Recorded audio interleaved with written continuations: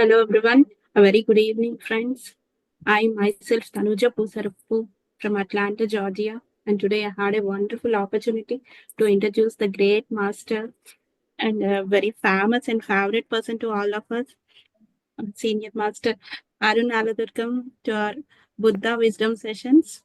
Very welcome to you, Arun Garu. So, Arun Alladurgam, working as a senior software engineer for a corporate company from Atlanta, Georgia, and practicing meditation since a decade plus. And he is an active participant and a volunteer uh, of all the PSSM USA, PMC USA, and APMA programs, and mini and mega meditation summits. And on top of it, uh, everything. He is the most greatest human being I have ever met, and he is a great inspiration to me. So he carries loads of positive energy around him, and we can feel that energy, and we can really inspire from him. So uh, that activeness he brings will activate all the persons around him. So a great welcome to Arun Garu, and mic is all yours. Thank you so much, ma'am. This is Tanu. I think Tanuj, I've known her ever since she started doing her meditation. Yeah, I think thank you so much for your service and the introduction to me. I'm feeling privileged to be introduced from you, Tanuja. Thank you so much. My Yeah, pleasure. it's not like I'm the only active person or the only one doing the service. It's everybody's work. I'm just a speck of the consciousness that we have built as a team. Thank you. So, friends, thank you so much for giving this opportunity, Pushpa, and the wonderful wisdom that's happening from the past 3 days. I've been listening to it in the YouTube, and it is really wonderful. It's an eternal wisdom that we have carried. This is not for just 2 days or 3 days, or it's not gonna expire anyways in the entire year. Like the same wisdom, even if you listen after 10 years, it's still valid. So that's the wisdom that we are actually putting that in the record. So please go through all the videos here. Yeah, these are definitely helpful for not just for the physical life, but for the emotional, mental, and like for the soul too. Today, I chose a topic from Buddha's the first teachings. Ever since he started understanding that he enlightened, he gave his first teaching that I got enlightened through a simple technique called Anapanasati. And the word itself did not derive on the same day. So it actually came through seeing it as a stillness, witness, as a complete surrenderance of the normal flow. So the story actually started ever since he went away from his kingdom, Buddha.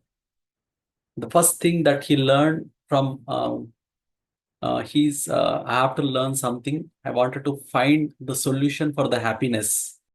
Ever since he started finding the solution for this particular issue that he himself created, that there is some happiness is missing in the life and death of this process of human evolution, where like why the human is having all these issues, why he's having health issues, why he's dying, why he's having this sorrow, why the people are getting into the war, why the people are getting into the arguments, why they are having hatred,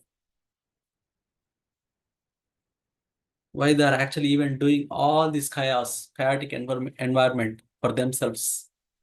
Why can't they be happy? Why can't they be just joyful for all the time? Why can't they be still? So I want to find a solution for all these issues. I want to find something to the humanity. I wanted to bring them out of their chaotic situations, out of their sorrow situations. I want to bring them to enlightened state where they can understand the essence of life and death. That's when he started going around and around to different ashrams, different societies, different groups, the sage groups, and all different groups. The first thing that he have learned is he go into the water, dive deep and deep, and do meditation there by having increasing his lung capacity to stay over the night inside the water and do meditation, which we call like kumbhakam or jalastambana, where you actually sit underneath the water, underwater, and you do meditation without having any breath, but you're still alive. For that, he actually practiced it for over the months and months, for almost like 3 or 4 months, and then he was able to attain that state. That's a what you call the greatest sadhana that the particular society actually provides. He mastered that. He mastered that skill. He mastered that sadhana. But still, once the guru actually asked him to be the leader of that particular society where you can teach all the yogic kriyas, all the yogic kriyas of Jalastambhana Kriya or Bahir Kumbhaka, Antar Kumbhaka, all that stuff. Come on, you just lead it. You just mastered every skill here.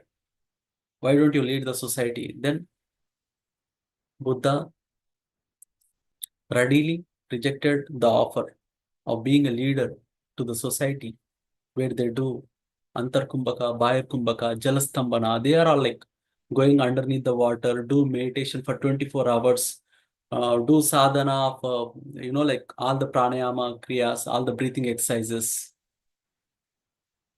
Yes, Guruji, I am rejecting your offer.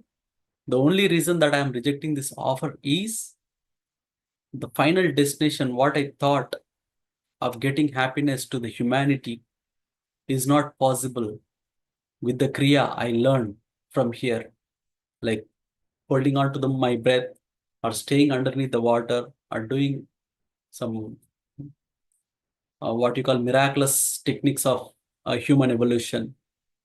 They are not helping me to gain the enlightenment. They are not helping me to gain the understand the essence of life and death, understand the purpose of life and death. Although they are great, they are really great skills I've learned. I just want to move on from here. I thought like this is going to help me to gain that state, but it is not helping me to get there. So he moved on. He moved on to another society, another organization, another one who's going to explain the essence of life and death. Someone actually explained him the God qualities, like how you can actually improve the God qualities in you. Someone told him to stop eating, and he started doing that too. There are many organizations he went in, and there are many skills that he learned. That includes stopping their food, taking only the liquid diets, doing all the sattvic food sometime, and then doing Ghora tapasya, like you do non-stop meditation by doing like lot of breathing exercises. Some people taught him all the yoga kriyas, but still he's not able to find that happiness that he want to create a solution for the humanity. And then he moved on. Each and every time he's learning a skill and thinking that whether this is going to satisfy my thirst in me to find a solution to bring the happiness to the humanity. He's just trying to put them in the balance and see like whether it is going to match my target. Every time he's learning a skill and he's trying to see whether it is matching his target. Always he's kind of like not satisfied with whatever he attained as part of his skills. And he just moved on. One day, what happened? There was one yogi, he said to do non-stop meditation. Don't take any food, don't take any water. Just do non-stop meditation. That's going to give you the ultimate bliss. And that's when you actually go and get whatever you want. find your solution there. Then he tried that too. He went there, he did non-stop meditation, no foods, no fluids, nothing. Just sat there inside a cave and doing meditation. And then suddenly he dropped all those blood, everything, like whatever he has, all the fluids inside the body, it's all dispersed each and every passing day. And one day he was not able to sustain himself as a physical body. And then slowly he woke up and then started going into the river to find some water to feed his thirstiness. And slowly, soon after he went into the banks of the river, he fell down. He didn't even go to the water. He didn't even have the water. And then there is one young lady came and she fed some what you call the prasad, the light food that she actually hold it for God. She actually fed that food to Gautama, Siddhartha Gautama. Then he all of a sudden he thought that, oh, you actually broke my whatever that I want. I'm in a Gor tapasya, like he's trying to practice some non-stop meditation, but suddenly he fell asleep, he fell down, and then you actually broke all of my practice that whatever I have done so far. Then she said simply, if you don't have body, if you don't have a physical being with yourself, how can you actually teach someone to be happy? There is no other way. You must be living here to teach whatever you want to teach. If you don't even have a body, if you don't even have a throat to tell someone, what's the point of doing all these exercises, all this meditation and everything? Then he realized, that's when he realized that, okay, this is not what I'm trying to teach. This is not what I wanted to go. This is not my target. I want to stay healthy. I want to be fit to teach everyone, to teach the entire world. Then he went there to one Bodhi Vriksha. It's a Bodhi tree. That's when he understand that I wanted to have this physical body in a normal condition, not in an extreme condition. Although I did all the kriyas and everything, but that did not teach me anything. What I want to do is simple meditation this time. I do not want to do antar kumbhaka, bahir kumbhaka, like doing lot of breathing exercises. Enough of them. I want to do simplicity meditation. That's all. That's when he stopped his mind. Like doing the breath exercises, we need a lot of mind. We need a lot of attention, a lot of focus. Without focus, you kind of miss your breathing exercise. Without focus, you cannot even talk. For everything, you need your mind, you need your emotions, you need your physical senses to be working. Otherwise, you cannot do those breathing exercises. He understood that on that day. For anything you take it, like you do pranayama, you do some uh, uh, dharana, you need some chanting, anything, you need something to be running on the mind, otherwise you cannot do it, period. So he wanted to stop that.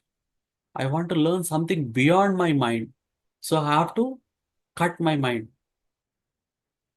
That's when he stopped everything and start observing. I do not want to run my mind. My mind is always trying to teach me something or the other thing, which I already know. So if I want to go beyond that, I have to cut my mind. So I'm into the surrenders mode. I want to observe. So now what is there to observe? If I stop my mind will go empty. What should I observe? I have my mind, my body in a still state. What should I observe? Where should I observe? Observe the thoughts. If I keep observing thoughts, they start producing again and again. If they are producing, the mind will still run. What should I observe? Then he found there is one thing that doesn't work through my mind. There is one thing that runs even if I sleep, even if I wake up, if I do some work, if I do swimming, if I do eating, if I do work, even if I talk, for anything without my permission, there is something that is running. Let me observe that. What is that something that I can observe? That's when he understood that is my breath. My breath is working non-stop. It isn't needed any kind of permission from me, from my mind, from my emotions. That is running just like my heart. That is continuously running even if I sleep.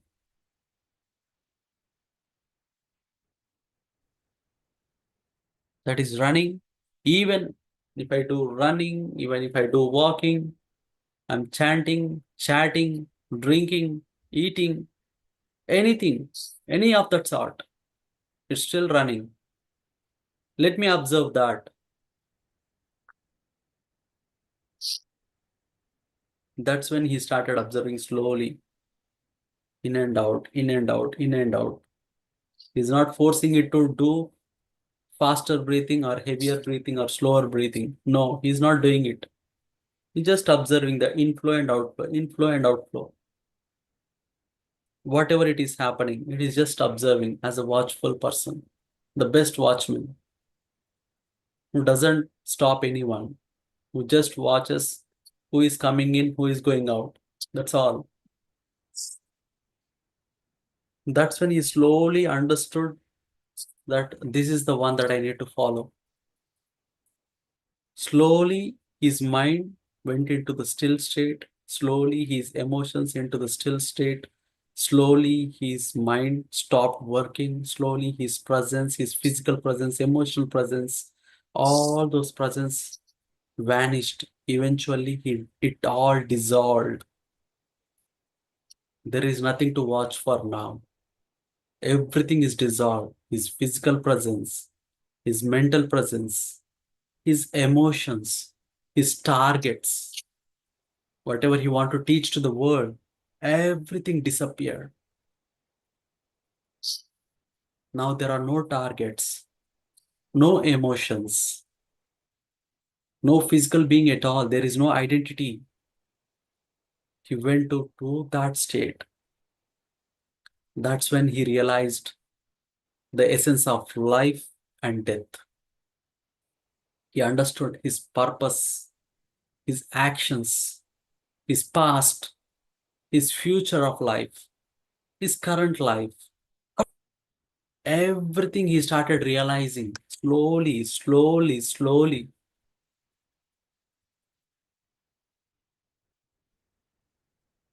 Slowly, he started pulling his ancient historical records.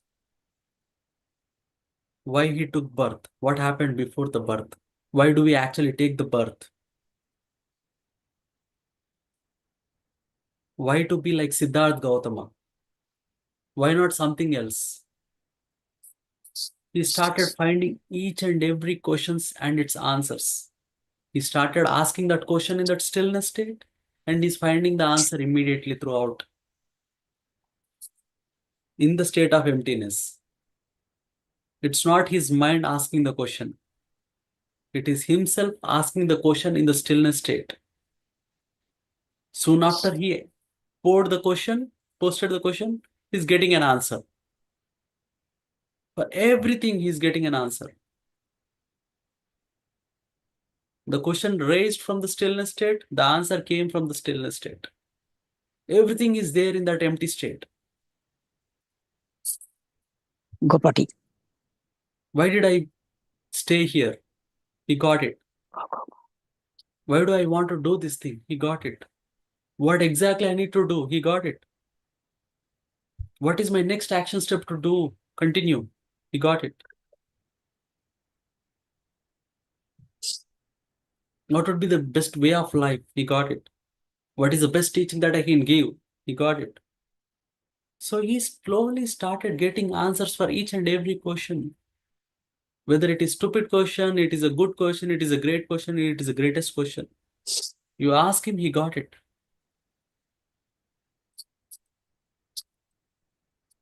And slowly, he continued that meditation for almost 1 day or 2 days. He continuously did for a long time.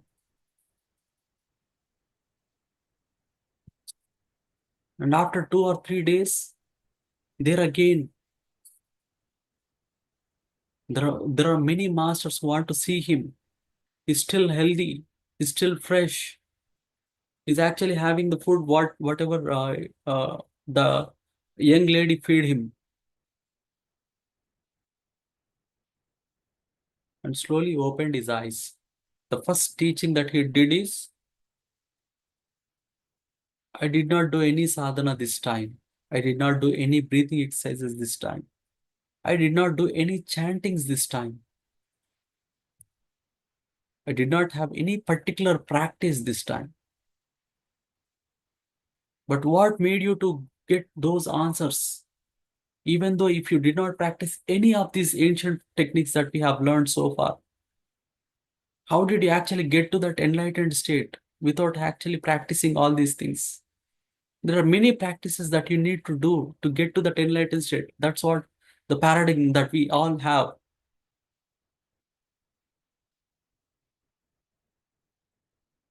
But still, I was able to get it. That's what I don't know. I don't know how I was able to get all these answers. I just practiced, just still seeing, observing my natural breath. That's all I did.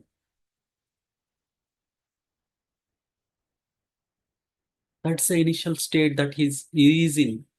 That's the initial point. That's where he started his journey to get to the enlightened state. The starting point is Anapanasati. The ending point is enlightened state. This is what the first teaching is. He maybe invented a new technique there. That's what he seen.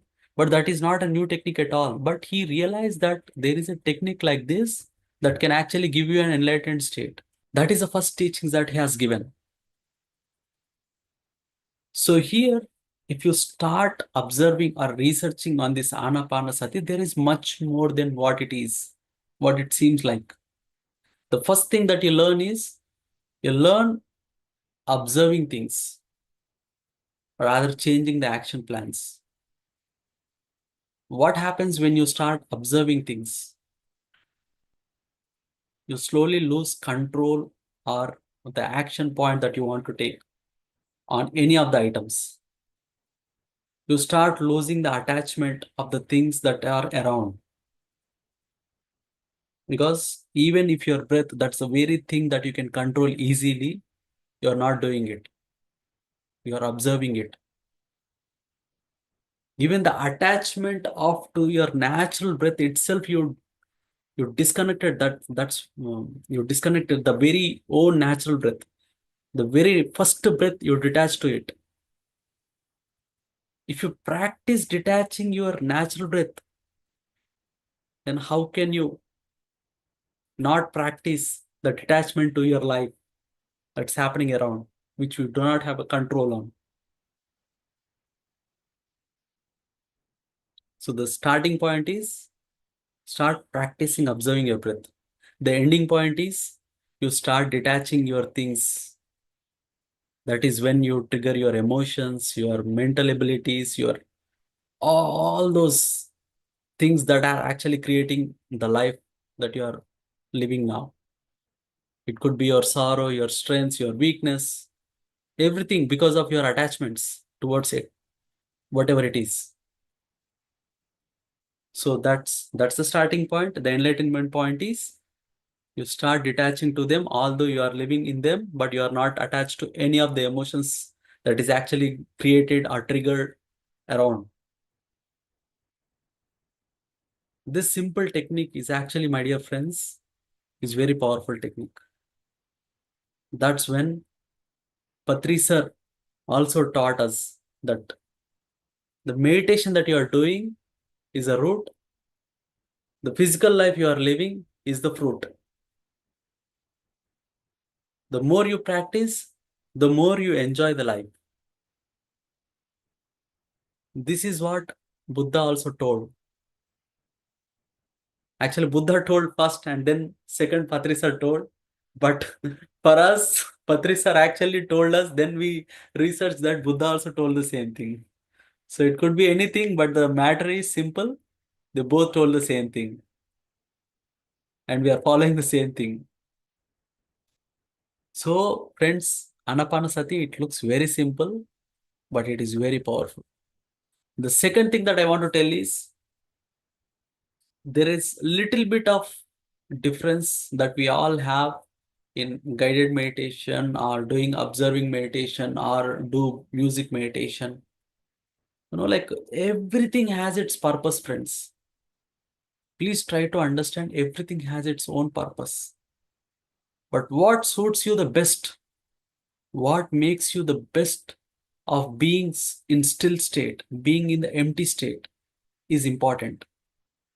Are you able to get to that state with the music? Just go with the music.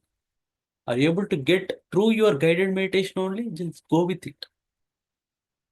You need someone to assist you for your meditation? Yeah, take the assistance. That's not an issue. You do not want any music. I want you to enjoy the music in the silence, my meditation in the silence. Just go with it. It doesn't matter how you are going to that empty state. But do not make any conditions. I must have music, otherwise I cannot go to empty state. I must be in the presence of some master, otherwise I cannot go to the meditation state or the empty state. Don't put the conditions for yourself to become an enlightened state. Initially, they will help, but do not make conditions for yourself so that that will again become an obstacle for your journey of evolution. Please try to understand this sense, the common sense of what is stopping you, what is making you grow. Wherever you have the chance to grow, go with it. But if the same tool helping you in your growth in the initial days, someday will stop you in your evolution. Try to understand the boundary where exactly it is stopping you. Cut that off right there itself. Because that day it helped, not today. In the future, something will help. Go with it. But Anapanasati is the thin, what you call thread that doesn't look really big, but that is the thin line where you need to surround yourself to be in the observation mode, not to be in the action mode. Through the observation of the things you act upon, Anapanasati is very powerful.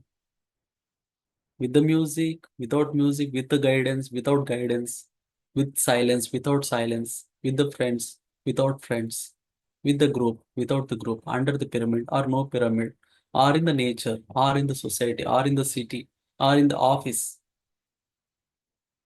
One common thing that you have always is your breath.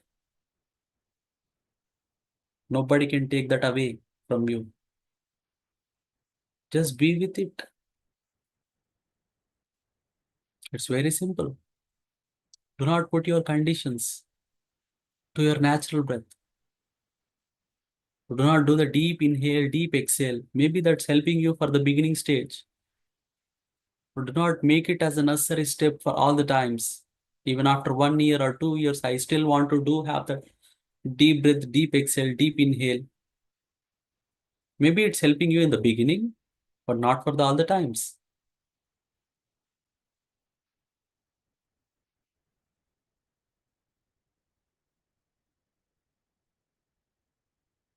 I hope the birth of this Anapanasati is not just started with the Buddha, but It derived from the Pali language, but the nature of meditation, of observing the breath, is already there in the ancient times too.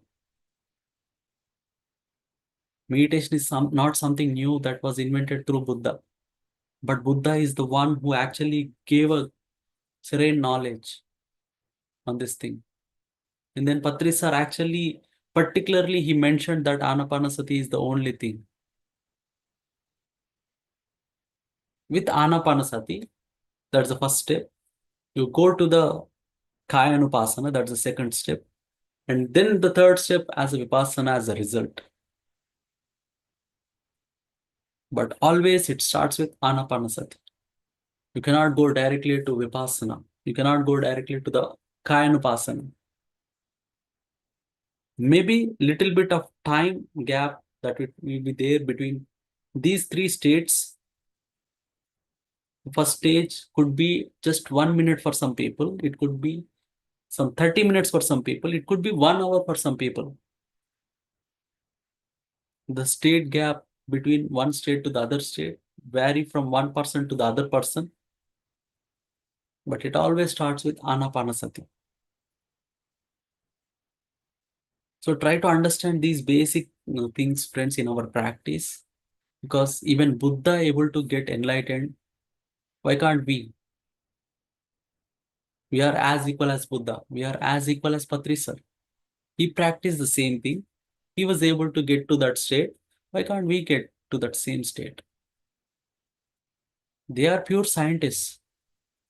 They found something and they are giving it to the world as a gift to the humanity. Let's follow the same, not the person, the technique that we want to follow.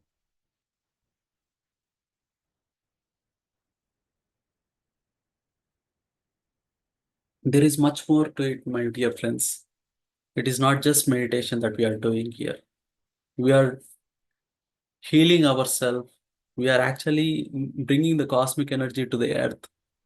Each and every empty state of mind actually brings certain some amount of cosmic energy onto the body.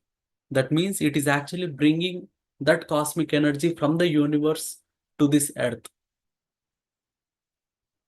Your one meditation is bringing one drop of cosmic energy from the cosmos to the earth. The more cosmic energy that enters into the earth dimension, the more the dimension shift happens. Your meditation is the root, the cosmic energy to the planet is the fruit.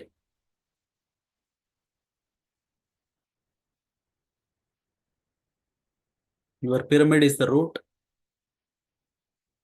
the shift is the fruit.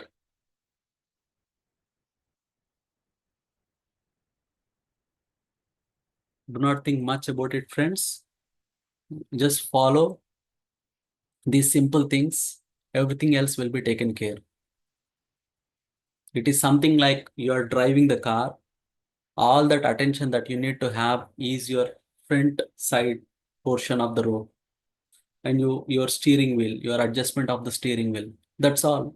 You don't need to worry about how the engine works, what happens if the engine dies, how much far I came from. Should I look back and see like how far I came? What is happening on the other road? What is there if I met with an accident? All these things are the deviations of driving the car. In the same way, in your meditation, just observe your breath, use your work. Everything else, like how the cosmic energy is coming, how it is healing, it is its natural phenomena. You don't need to worry about it. Just like driving the car, what is our focus? Put your hands on your wheel, on the wheel, and stay focused what's happening in the front side. That's all. That is the best path of driving the car. You don't need to worry about everything else. Everything else is a deviation. In the same way, in your meditation, your focus is just observing your breath. That's all. What happens if I get more thoughts? How the energy is coming? How do I need to deal? What kind of deviation that happens in the meditation? What do I do with the thoughts? Do I need to kill them? What kind of thoughts do I need to have? Any thought, it's a good or a bad thought, is a thought. Any thought in your mind is stopping the cosmic energy entering into the body. It's very simple. Be clear, be still, be joyful, and be happy with whatever we have. We have many more things to celebrate. Let's celebrate each and every moment in the life. Let's celebrate each and every talk. Let's celebrate each and every person's. Everybody's joy is our joy. Everybody's celebration is our celebration. Let's be involved, be included, be collective, and let's expand. Let's expand our family of this togetherness, the stillness, the joyful state, everything. So thank you so much to all the masters who are here to listen to me. I wanted to share much more on this Anapanasati, but this topic is wide topic. It looks very simple, but you take this thing on any kind of situations that you have in your life, it is going to provide a solution for sure. It could be a physical issue, it could be a mental issue, it could be an emotional issue, it could be any scenario-based issue. Everything can be healed, friends, through this meditation technique because you step aside from the physical state. Since this particular state will not own anything, it will just purely sit as a judge for all the happenings around you and make yourself very calm. That's when you take the decisions. That is what this technique actually teach you. This technique makes you to disown your physical body, disown your mind, disown your emotional state. Sit back as if you are sitting in a theater and watching a movie of yourself where you do not go and see only one particular person. You see it as a scene. You see it as a watchful play where you do not own anybody in there in the scene, but you are watching it as a state. We watch the movies with a pure joyful state. Yes, let's do that. And make your family, your community, wherever you go, you bring the joyful state in everybody since you become a joyful being through this meditation technique. Yeah. Thanks, Tanuja. Thanks, Pushpa, ma'am, for giving this wonderful opportunity to share my wisdom on this beautiful platform. I'm so thankful to all these people who joined and listened to me. Thank you. Wow, super, super, super wisdom sharing, Arun Garu. And great explanation about the evolution of our Anapanasati meditation and how beautiful it is if while you're saying if we practice this meditation technique, we also can become like Buddhas. And that is the core idea behind this meditation and all. So thankful to you for sharing this lots of wisdom in a very beautiful way.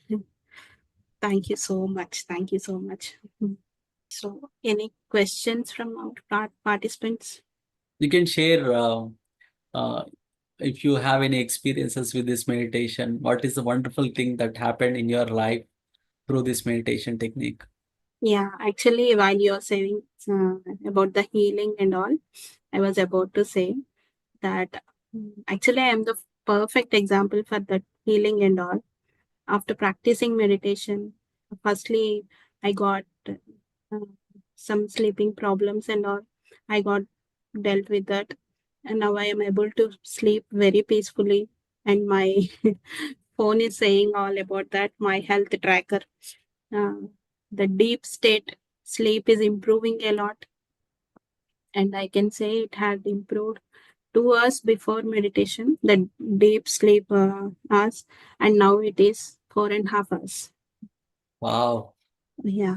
great. And again, recently I came across my sciatic nerve pain and I severely affected with that pain. So again, meditation helped me, and I tried so many tablets, so many therapies and all, but only meditation helped me. I can proudly say that. And now I am saying this to so many of my friends and relatives. Recently, So after my pain healing, even my parents watched closely how I got healed and all. So my mother started doing now, and some of my cousins also started doing now.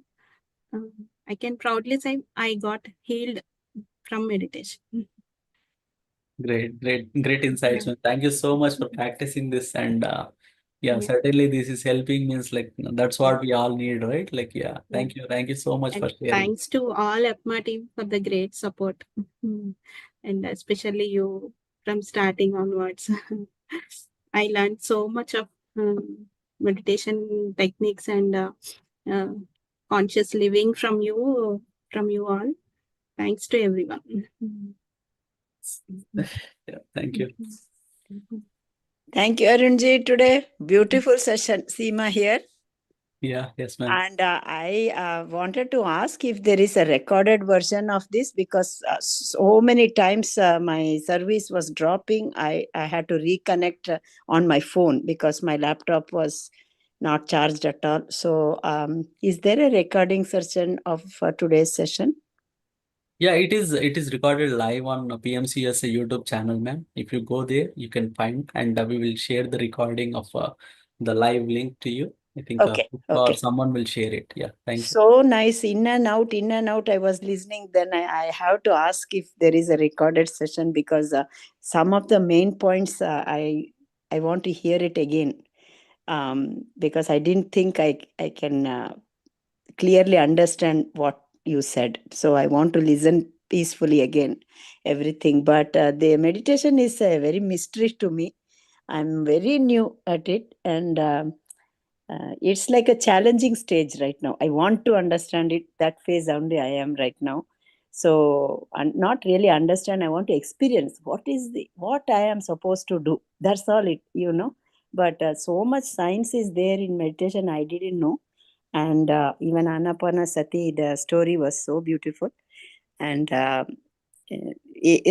everything is in a baby stage for me right now. So, thank you for the wisdom. Actually. Thank you, ma'am. Thank you. Yeah, thanks, Suma Devi, ma'am. Yeah. Yeah, friends. Yeah, thank you. If you have any questions or something, yeah, you can just post to Pushpa, or Tanuja, or myself. We are happy to help you. If you want to host meditation sessions in and around Atlanta, please let us know. Please reach out to us. We will help you to put the meditation at your center, at your place. Thank you so much, Arun. It was really a wonderful, wonderful wisdom to hear from you. The way you have narrated, slowly taking up like how different techniques and finally what is Anapanasati and completely dissolving ourselves. It's a great thing. It sounds simple, but it is pretty much so much of meaning behind that. Like you are actually you know dropping off all of yourself and just becoming a breath. So I have one question, and I really like the way you said even Buddha has enlightened. So you made Buddha is like a normal person. Like if Buddha can enlighten, why can't you enlighten? We all think Buddha is great, I am not great. So That's when the idea itself is, ma'am, like we do not want to become enlightened. That's the reason we give all these reasons. Like that is Sri Krishna. That's why he was able to do that. That's Buddha. That's why he is able to do that. Because of making them popular, you are postponing your enlightenment from today. It is not them who's actually on the losing end. It is us on the losing end. So make everyone normal so that we can. If Shiva is the greatest person, make yourself as Shiva and become like that. And spirituality. I mean, there is a big thick line between spirituality and religion. In the religion, we make them popular and distance ourselves in practicing what they have done. In spirituality, we consider them as a scientist and we wanted to become like that. It is just like in a cricket, in the world of cricket, if you think Sachin is your idol, do not do puja or prayer to Sachin. Do Linux. what Sachin has done. Sachin practiced so well in his batting. That's the reason he became a master of his skill. In the same way, you practice what they have practiced. You do the same thing what they have done in their life, rather following them or praying them in the real life. Even if you do 1,000 pujas to Sachin, you'll never become a good batsman. It's as simple as that. Yeah. Very, very profound message and clear explanation about become like him, but not, start doing worshipping it. So I have one question. You said the cosmic energy, even like when our mind becomes empty, the cosmic energy enters through us and it's spreading to the earth planet also. So if I am not doing meditation, does the cosmic energy is not entering the earth? Yeah. So here, ma'am, there are one simple thing that I wanted to share. Each and every manifestation on the earth, each and everything that you are seeing on this earth is one day was a thought. Do you agree with this? Yeah. The computer, or like you name it, the home, the wood, or any machinery that you are seeing as of now, everything was once a thought before it manifested into its physical form. True. Yeah. So if the same manifestation before before that it become a thought form, the thought form, if it carries some cosmic energy in it, the manifestations from those thought forms that contain the cosmic energy will definitely manifest Right. in a brighter way.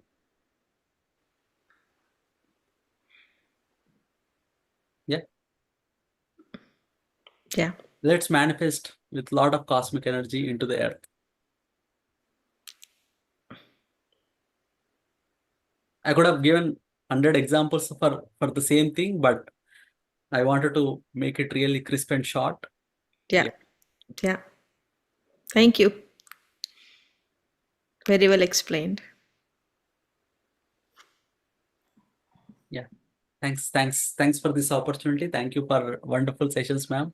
I really admire the work that you do in APMA or PSSM or PMC or in the local events. I truly grateful to support whatever you've done so far, and I'm going to support the same way in the future too for all the APMA events with my full blood and effort. Thank you. That was really wonderful, Arun Garu. And thank you for everything. Yes. I think we can wind up. Yeah. Thank you. Yeah.